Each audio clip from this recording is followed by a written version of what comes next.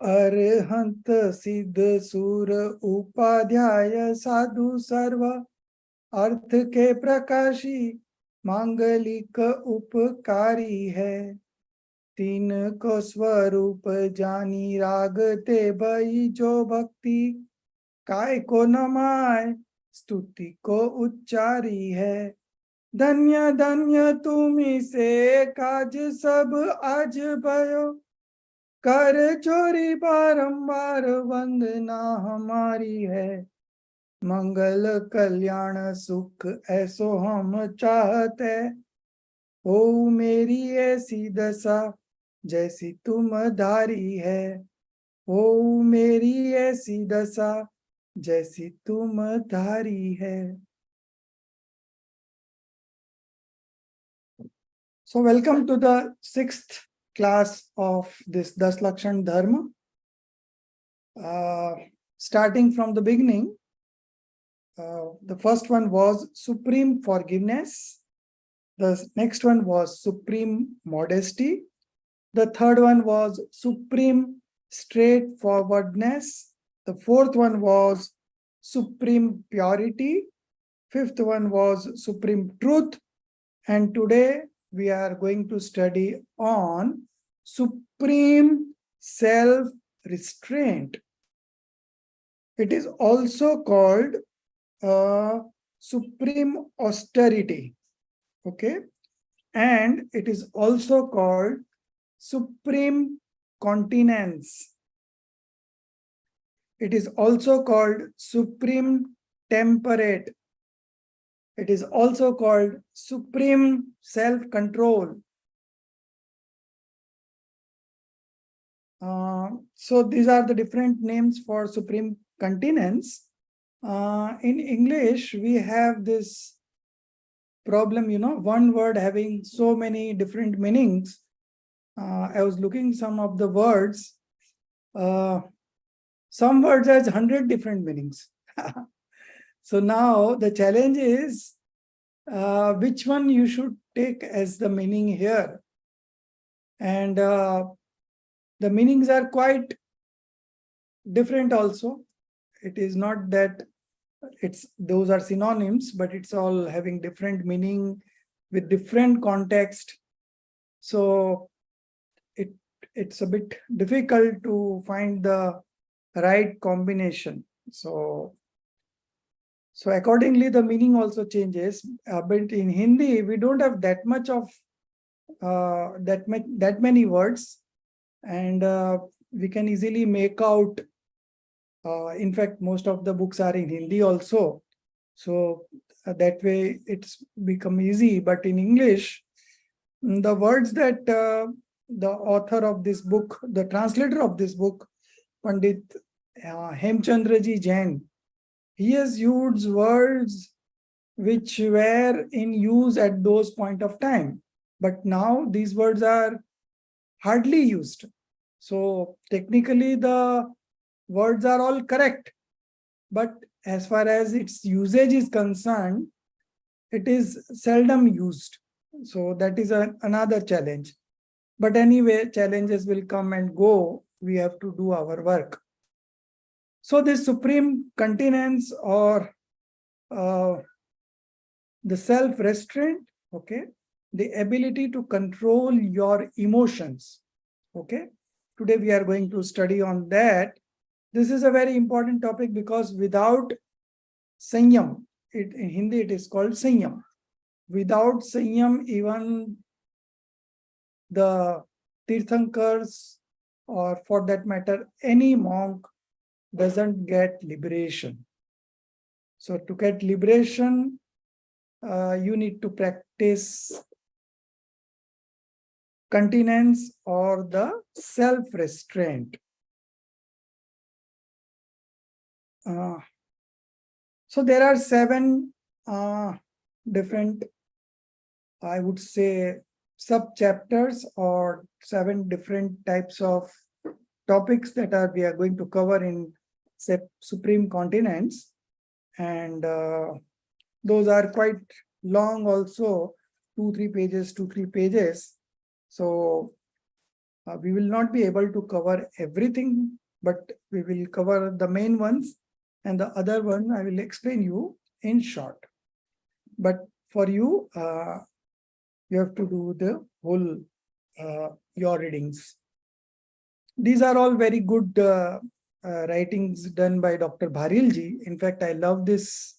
When again and again, if I get a chance to read, I will of course read it, and it gives me immense pleasure and happiness by understanding this logics and the different viewpoints that are given here by Dr. Bharilji.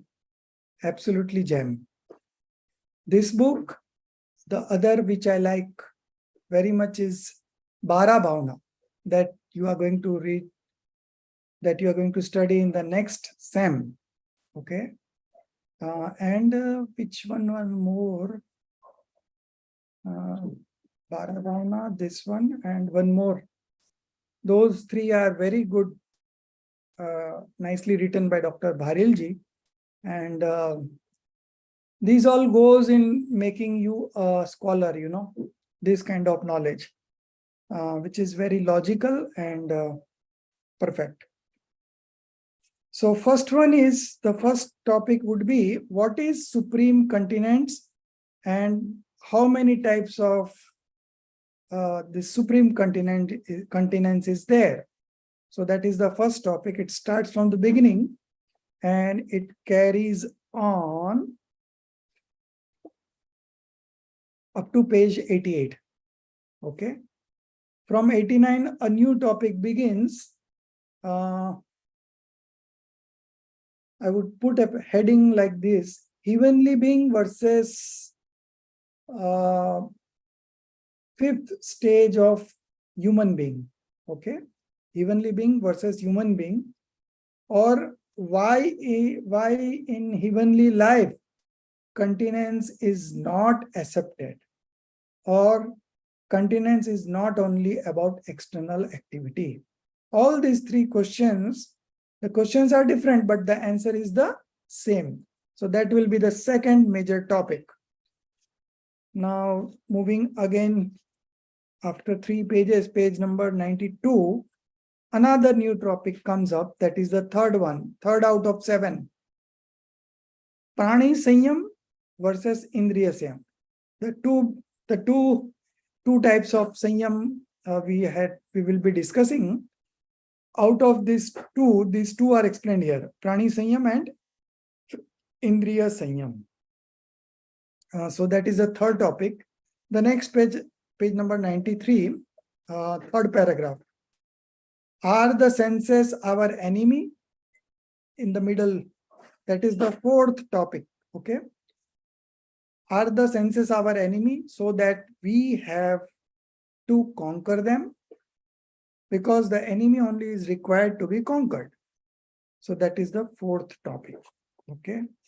Then the next page, 94 page, after the first paragraph, another new topic starts: sensory knowledge and sensory bliss versus supersensory knowledge and supersensory bliss.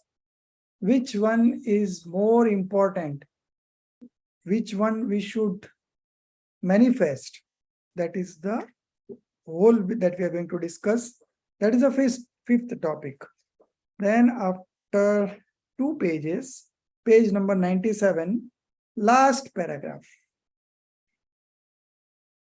there is a question, and that question itself is a new topic. One more page. Yeah, last. Scroll further.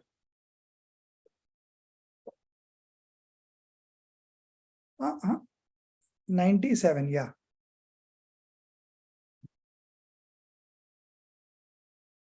One more, yeah. Yeah, last paragraph. Here the question arises as to why the knowledge which is generated through the instrumentality of the senses is being treated as getting destructed.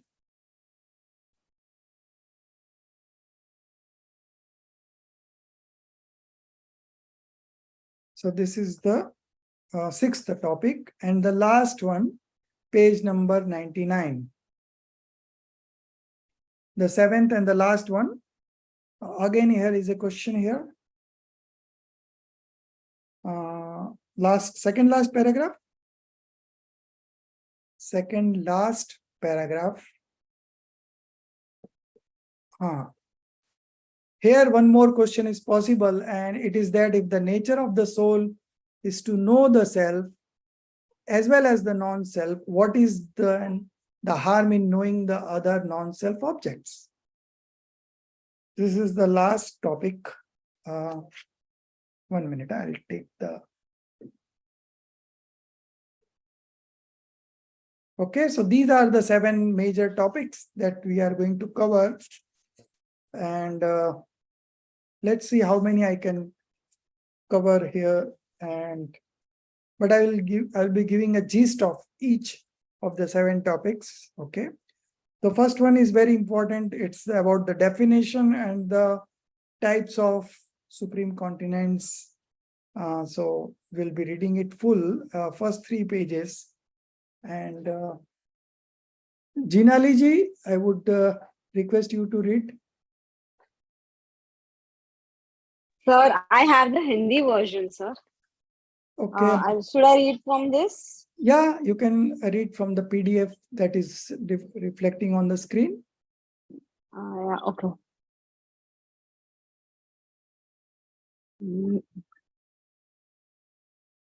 Yeah. Supreme continents. Uttam Samayama.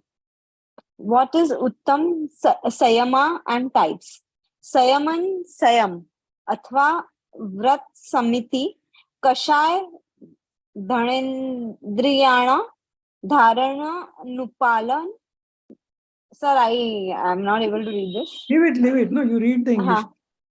The temperameness, restraint of passions is called continence. Temperance means detaching, the active, attentive consciousness, upyoga, from other objects and concentrating it on the self, soul, restricting it to self, fixing it in the self, self-introvertedness, self-absorbedness of upyoga is assuredly the real continence, or accepting 5 vows, observing 5-fold regulation, carefulness, restraining of passions like anger, etc., curbing, giving up of the 3-fold activity of mind, speech, and body, and conquering the objects of the 5 senses in the continents. The word supreme prefixed to continents, Sayama, indicates the compulsory existence of the right belief as... Sir, you need to scroll.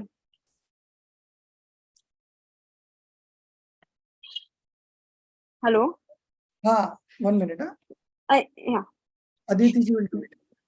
Yeah. The word supreme, Uttama, prefix to continents, Sayama, indicates the compulsory existence of the right belief as without seed, the birth, duration, staying on, and growth of the tree and its fruiting is not possible. Similarly, without right belief, the birth, duration, and the growth of the continents and its fruiting liberation is not possible. In this context, the great learned Acharya Virsena Swami writes, Jo Sanjomo, Jo Samivana Bhavina Anu continents is that only which contemporaneous and coexistence with right belief and none other. This thing has been described in the Dwala in the form of question answer as follows. Question: many wrong believers are found to be temperate answer. No, because without right belief, the origination of temperateness, continence cannot be there. Continence is the direct cause of liberation. The only means of deliverance from sufferings is continence, along with right belief, that is supreme continence without accepting, taking oath of the following. Continence, even the Tirthankaras do not attain salvation. It is said also, Jis vina na nahi jin raj sije, tu swarup tu tu rulyo. I'm not able to read it. So while Jagdish you are trying to just keep it, you just read the English Okay. one. Yeah. To the man who is always surrounded by the fear of death, the poet is giving inspiration by saying, don't forget continence, even for a moment. Because without continence, the whole world is lying in the mud of this transmigratory condition. Continence is the only means by which the voyager swims across the ocean of the world. Continence is very precious jewel. For looting this jewel, the thieves in the form of the objects of the five senses and passions are encircling from all our four sides. Hence, the poet, making us cautious, says, here, I'm not reading that, sir. Here, cautioning his own mind, the active consciousness. The poet says, oh mind, thought to observe continence. Due to this thine sins, karmas bonded in the past many births will run away, will fall off. Adoration of continence is not at all possible in heaven and hell. Complete continence cannot be achieved even in the animal life. Only human birth is so blessed that in it continence can be observed. Yeah. The glory of human birth lies only in observing continence, restraining passions. It is said that even the deities of heaven earnestly aspire for this continence. What is this continence? For which even the deities aspire, and without which the Tirthankara also cannot swim across. This requires serious thought. It cannot be limited only to fasting for 4 days and getting the head clean shaved.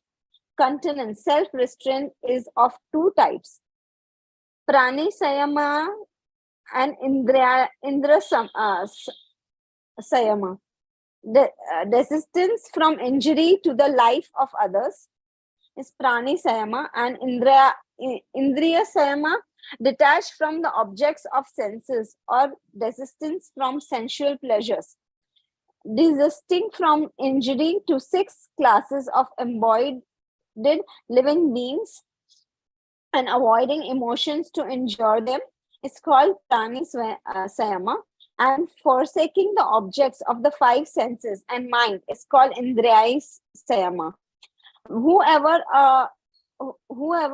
talk about ahimsa, non-injury, in the form of protecting the vitalities of the 6 classes of embodied beings, and of vows in the form of forsaking the objects of the 5 senses, is held, our attention is diverted towards forsaking the injury, physical vitalities of other beings and sensual pleasures only, but not towards the tendency of voluptuousness which persists in the mind.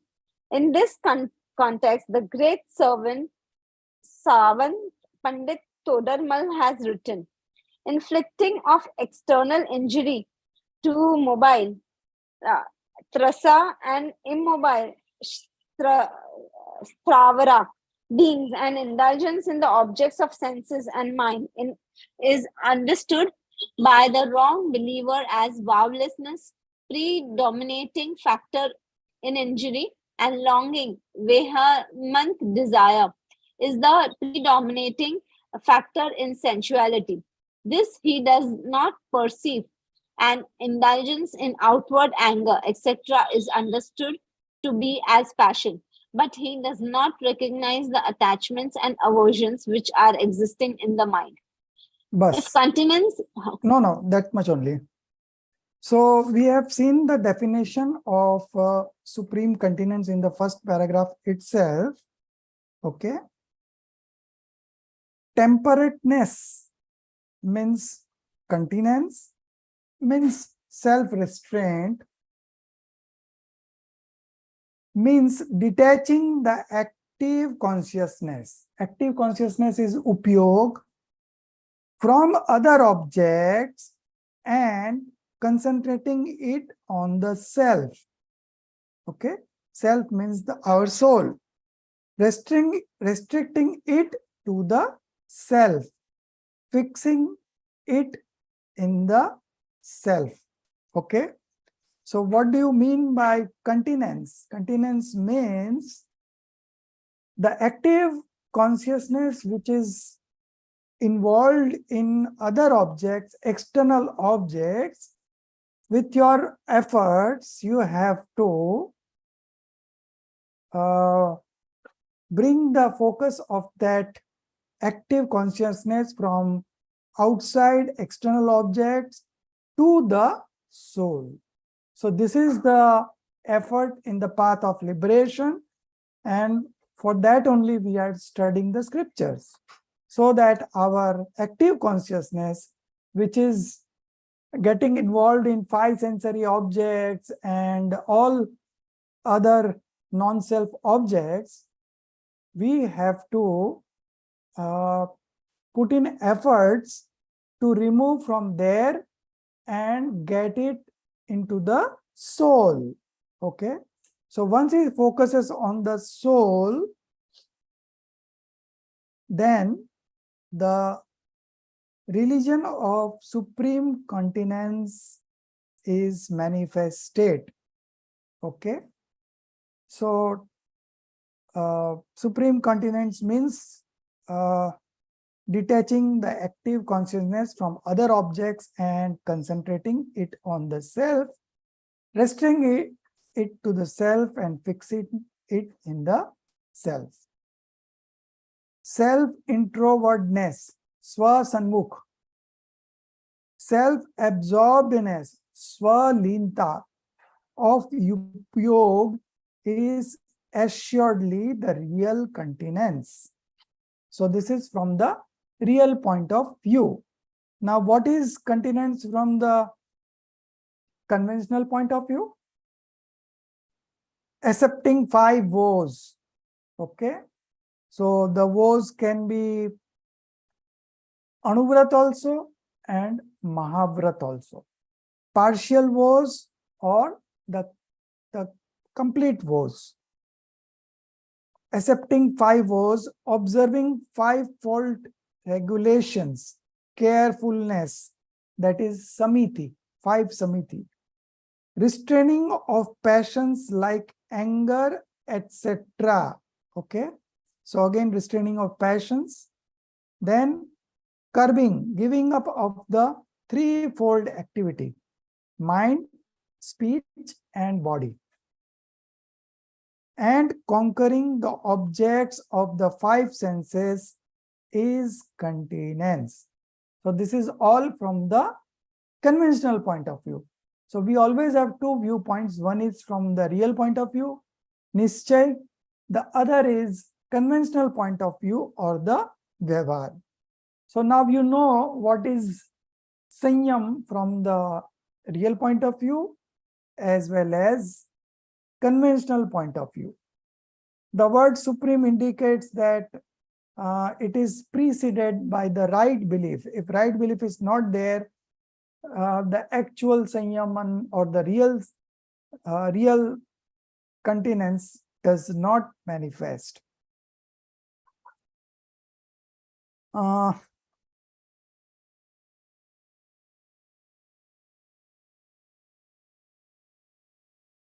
Then there is a question in the page number 87. Many wrong believers are found to be temperate. It is not possible, because without right belief, the origination of temperateness, continence cannot be there. So continence is the direct cause of liberation. Now you see, it is a direct cause.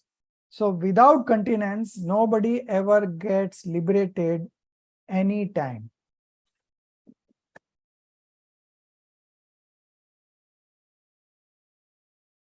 The only means of deliverance from sufferings, okay?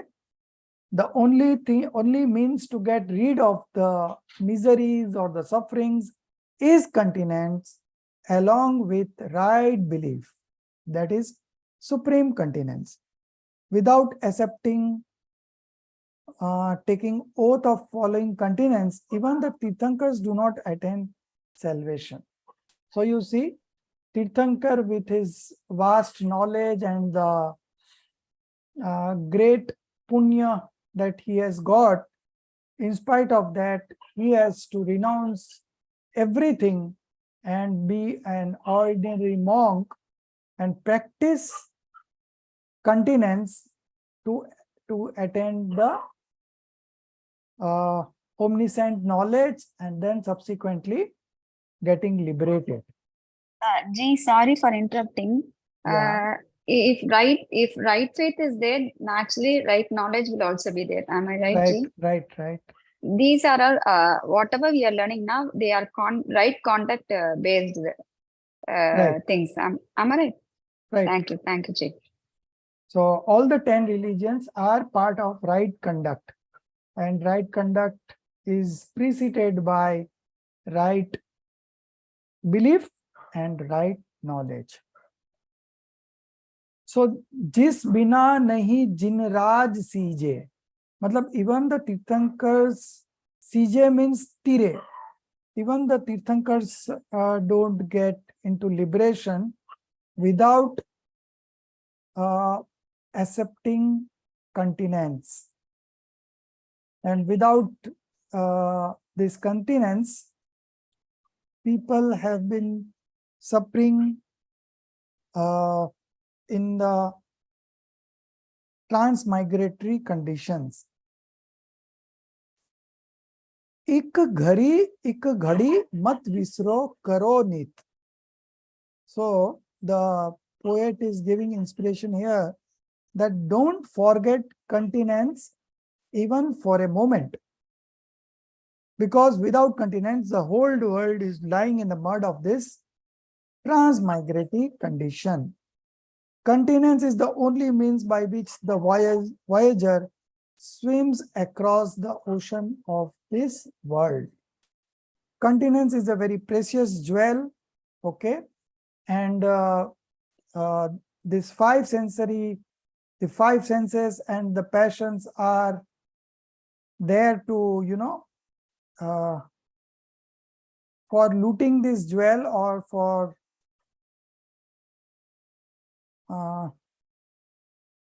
make you devoid of this jewel, okay? So you need to be very alert from these five sensory objects and the passions.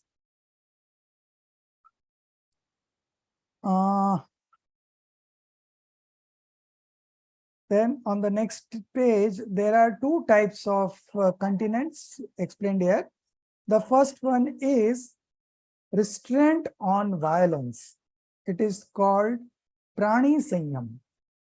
So under this, there are 6 divisions. 5 one-sensed living beings and the thrust living being. So this is the 6 pranis that we need to save, or we need to practice non-violence on those. Resistance from injury to the life of others. The second one is Indriya Sanyam, or the restraint on the subjects of senses and the mind. So there are 5 sense and mind. So that is also 6, and Prani Sanyam is also 6. So when a soul who wants to get ahead in the path of liberation, and if he is in the 4th stage of spiritual development, to move to the 5th stage, he has to renounce these 12 things. Okay, 6 is prani sanyam and 6 is indriya sanyam. So he has to renounce those to get into the 5th stage.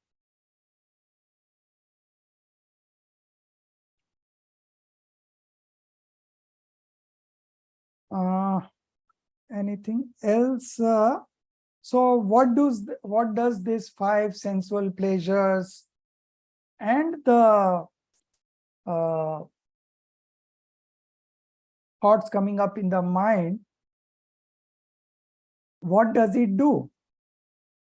It takes away our time. You see, how much time do you spend? If you make a list from morning to evening, from the time you get up in the morning to the time you get into the bed in the night, within that time span, if you make a list, you will see that most of your time is consumed in 5 senses only.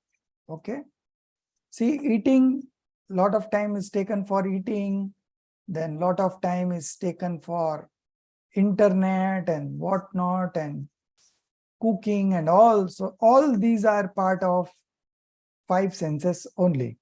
So most of the time is there. So amongst this, in between this only, you have to find time to pursue your spiritual development. So it is your responsibility. There are 5 senses which are there, and the mind.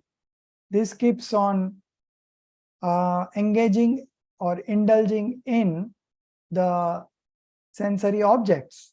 Okay, but you have to take out special time and be free from the sensory objects to concentrate on the self. So the first level would be understanding the principles. The second step would be practicing descriptive knowledge. And the third step would be self-realization. Okay. So these 3, after you cover up these 3 steps, then you are a enlightened soul, you are a learned scholar, and now you are on the path of liberation. And from here, you need to go ahead by practicing descriptive knowledge and taking into continence, okay, or observing self-restraint. Pandit Todamalji has written something very good on this. Inflicting of external injury to mobile, that is thrust jiv, and immobile is thavar, one-sensed beings, and indulgence in the objects of senses and mind is understood by the wrong believer as woelessness, avirati, passionate activity. Reckless mode of action is the predominating factor in injury. Okay, हिंसा में प्रमाद परिणति मूल है, और विषय seven में 1 minute.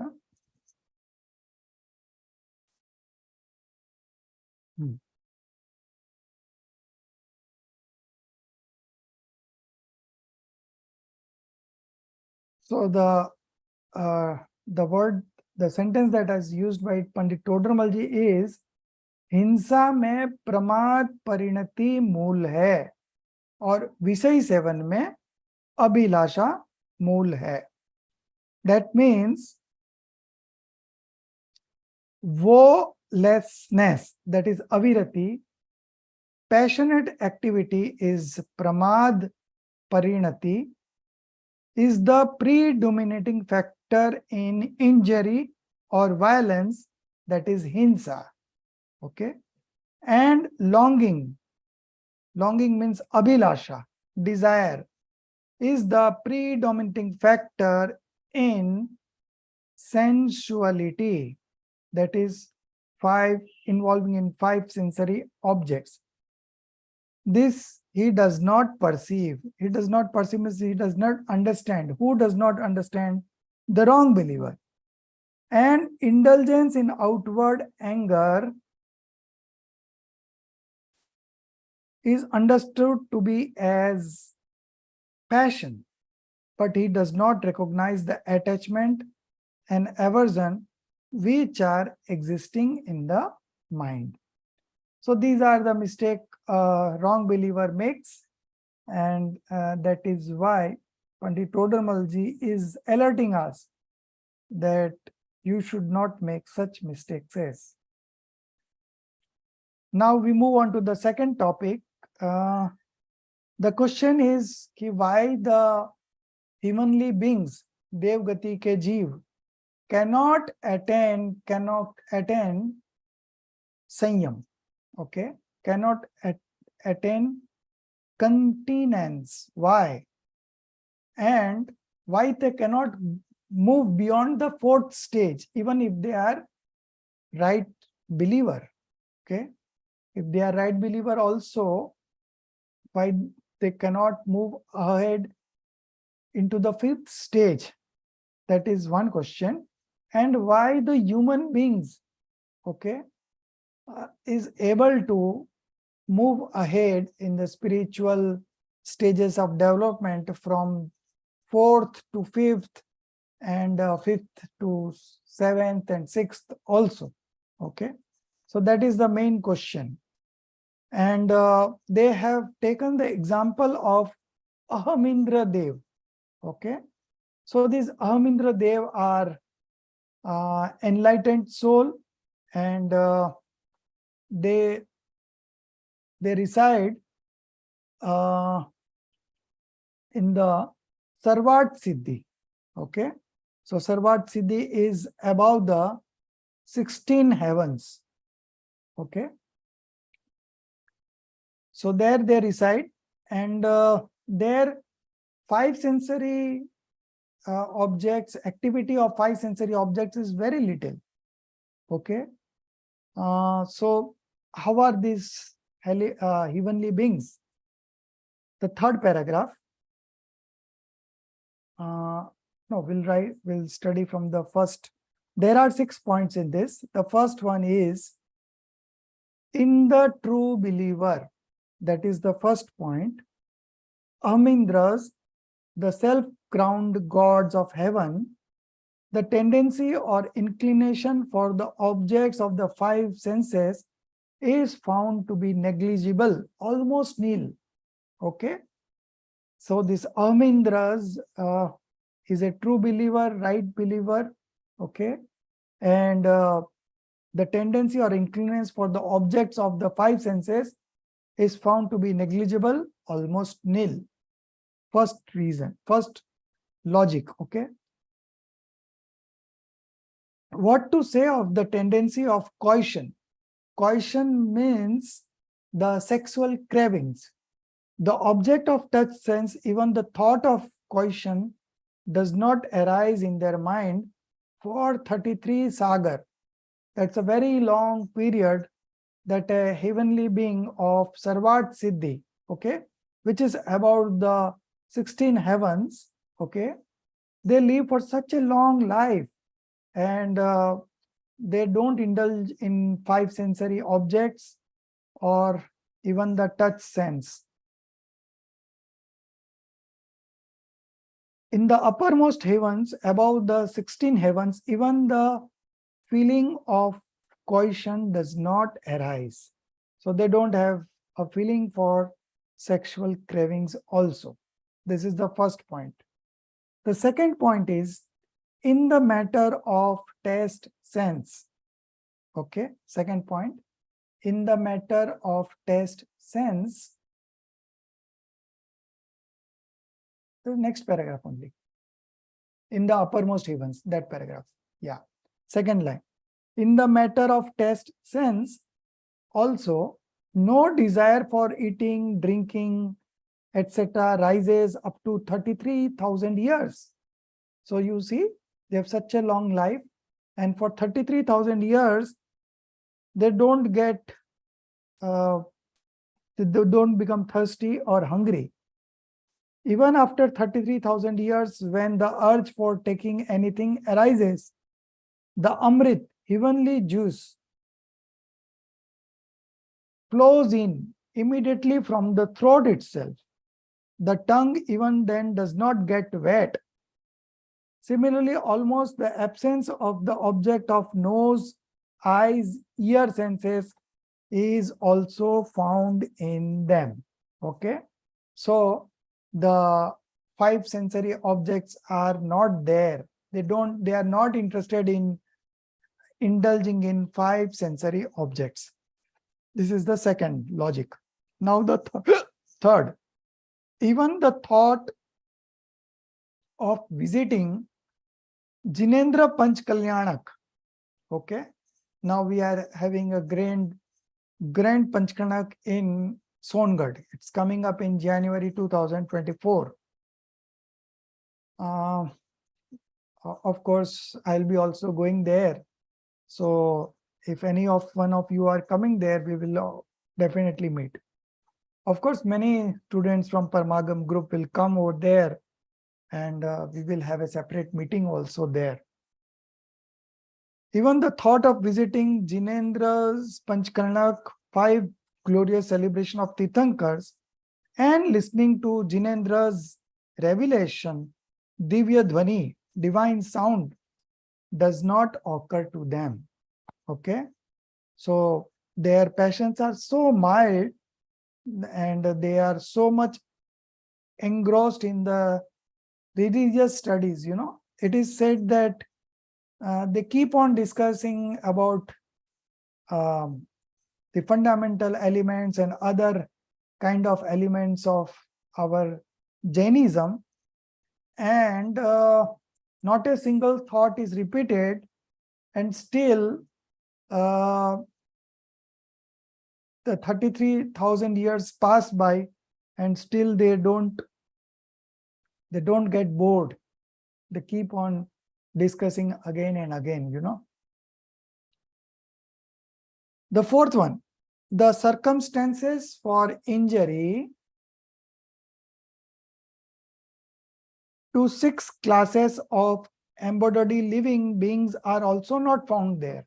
So you see, the violence is also not there. The fifth one, the degree of passional feelings also remain always wide. So the passions are also very mild, mildest, because they possess Shukla Lesha, wide thought complexions, that is, thoughts tinctured by mild passions. Okay. The last and the sixth one, also the tendency of committing 5 sins is not found there. All these things can be seen in Jinvani at all places. More or less, somewhat similar situation is also found about the wrong believer Ahmindras. So what we just now read, the 6 points, were about the true believer Ahmindras. But even the wrong believer Ahmindra, okay, same similar situation is also there. Even they are wrong believers, okay. There is no occasion for Ahmindras to inflict injury externally to the 6 classes of the embodied souls, to indulge in the object of the 5 senses, to commit 5 sins, and there is very little possibility of indulging in passions. In spite of this, the scripturalists write that they do not possess continence. Okay, that does not possess continence. They are not able to practice self-restraint. Okay, rather they are incontinent. The question is why? So for that question only, they have given this classic example of Ahmindras, whose mind, body, and speech activities are very, I can say, very good, very conducive to attain 5th stage of spiritual development. But they never achieve the 5th stage. In fact, they cannot go beyond 4. So why? And now we are talking about an Anuvrati, human being, who is in the 5th stage. Though an Anuvrati is a forsaker of Tras Hinsa, they have renunciated the Tras Hinsa, that is injury to mobile beings with 2 or more senses. He is unable to desist from that Tras Hinsa, which is committed unavoidably in the performance of various duties and rituals called Arambhi Hinsa. 3 types of are there. So there are 4 types of violence, out of which this Anuvrati is involved in 3 types of violence. First one is in the performance of various duties and rituals called Arambhi Hinsa. The next was in the exercise of permissible professions called Udyogi Hinsa. The third one is in meeting the aggression in defense of his kinsman and property called Virodhi Hinsa. Of course, he unavoidably indulges in the needful Sthavar Hinsa, injury to one's and beings, water, earth, fire, air, and vegetables. So this Anuvrati involves in this kind of activity. Still, he is able to practice continence. But Amindra Dev, heavenly being a heavenly being, and with so many good things about his conduct, but still they are not able to go beyond the 4th stage. Okay, and you must have seen during the Panchkarana that who will carry the palki. There is a fight between Devs and Manushya, and then there is a lot of arguments given forth by both the parties, and then ultimately the human beings win because they can practice continence. Okay, they are able to partially practice supreme continence, but these heavenly beings are not able to practice any kind of continence. So that is the main reason. Now you will read the balance also. I'm moving into the next topic, Prani Sanyam and Indriya Sanyam. So the Prani Sanyam is the 6th sensed, 1 sensed 5 living beings, and the 1 is the thrust category. So in thrust category, all the living beings are 2 senses, starting from 2 senses to 5 senses, are all covered in thrust. So Prani Sanyam means you don't get in this type of violence. Okay, and the Indriya Sanyam is not to indulge in 5 sensory objects and the activity of the mind. So this is what I have told you in gist. We move on to the 4th topic. That is a question in itself.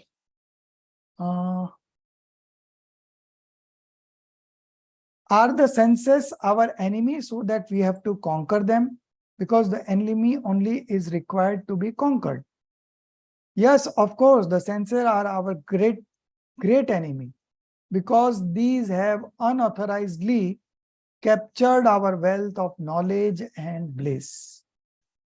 So why these five sensory are our enemy? Because they are taking up our most of the time, and they have hijacked our wealth of knowledge and bliss and putting it into wrong uses. Okay, so our time is moving. We all have a fixed timeline to live here, and before that we need to do our work, our work of getting the self-realization so as to get into the path of liberation. So these five sensory objects are our enemy. They take our most of the time, and to conquer them means to win over them by practicing discriminative knowledge.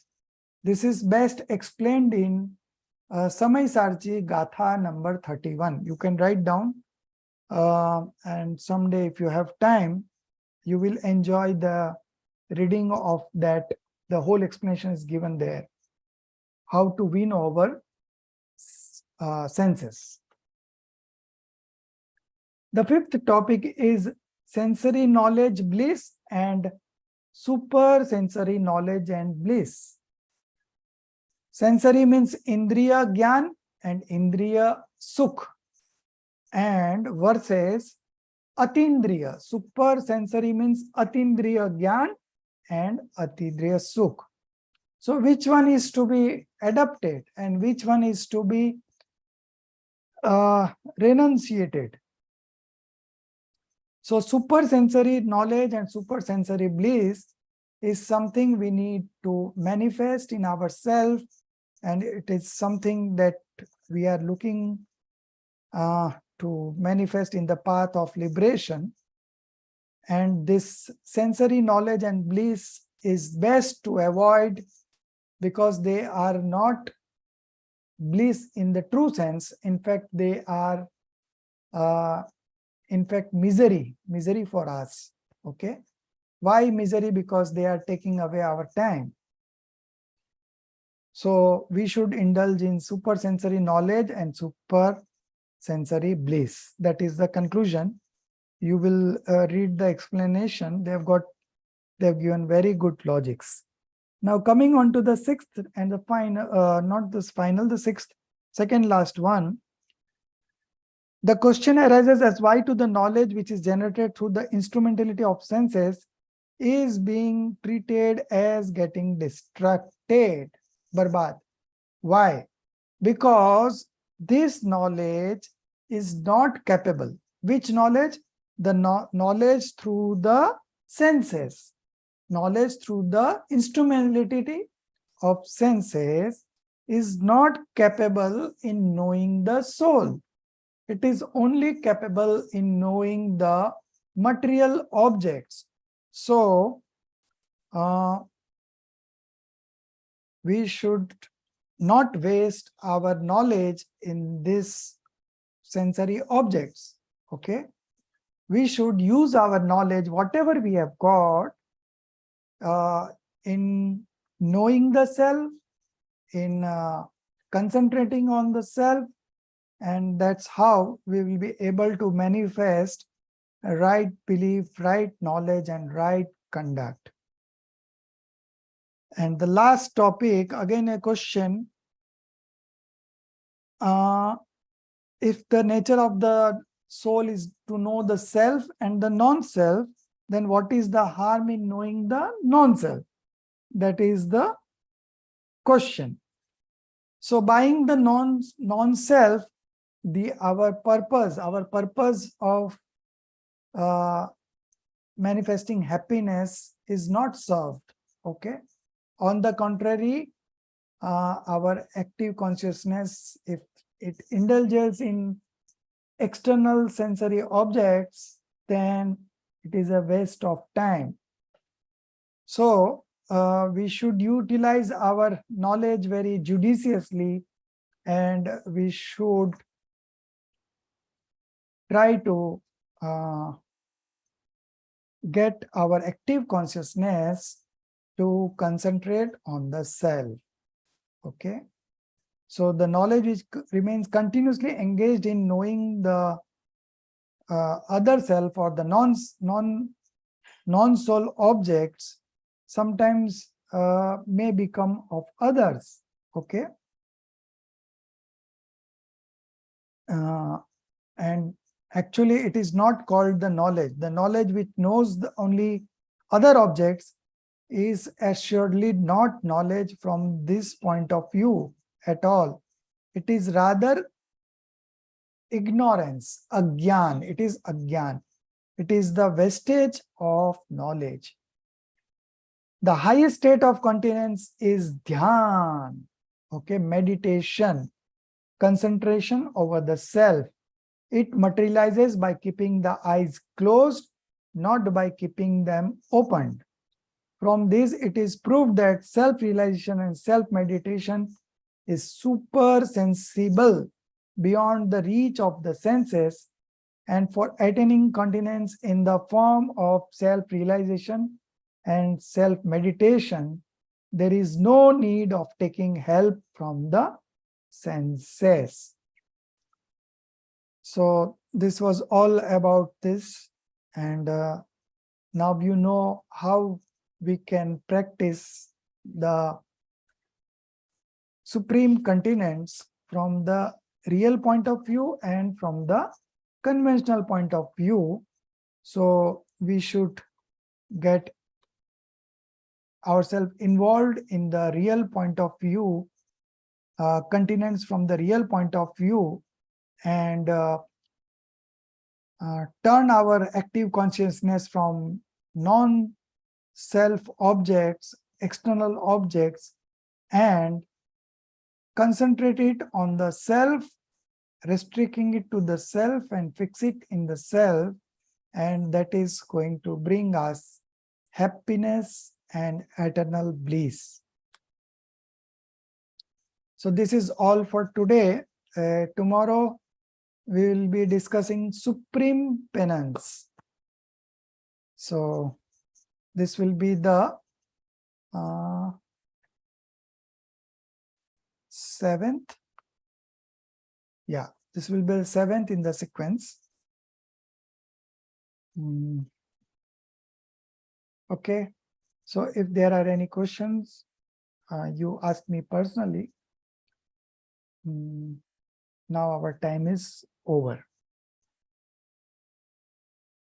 निज निधि निज में बताई, यह अनंत उपकार है, उसके लिए जिन वाणी माँ को वंदना सत बार है, उसके लिए जिन वाणी माँ को वंदना सत बार है। 9 बार नौकार मंत्र